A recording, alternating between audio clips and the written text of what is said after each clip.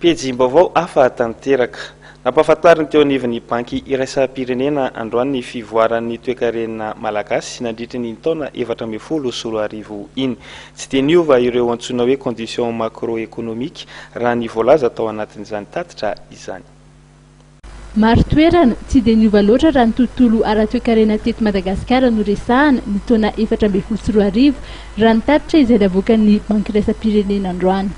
Naseho anay teo ny taux de croissance tamin'ny 2014 mbola kelikely ihany par rapport amin'ny fitombony mponina izay estimation satria tsy fantatra hoe firy ny tena taux de croissance an'ny population dia ny vokatr'izay ny PIB par tête mbola mistagné fatsy ny tombo donc tsy mbola tena hita tsara amin'ny olona tsirairay ny impact an'ilay izy. Fa par contre les conditions stables ahafahanao hoe manana base ny départ tsaratsara ho an'ny taona 2015. Voalaza fa ny drafi-pirenena ho an'ny fampandrosoana na ny plan national de développement dia tokony hanome taratra misimisy kokoa ny vinavinan'ny gouvernemanta.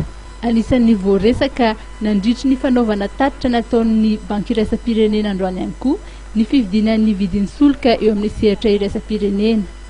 Izany dia manafaingana ny fanitsinan'ny vidin'ny solika eo amin'ny tsena.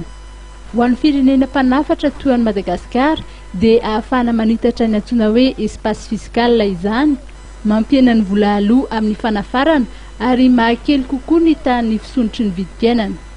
Tokony ararotina izany ampiarina fanovana eo amin'ny resaka subvention raha ny voalazan'ireo mpahay toe-karena ny banky iraisam-pirenena.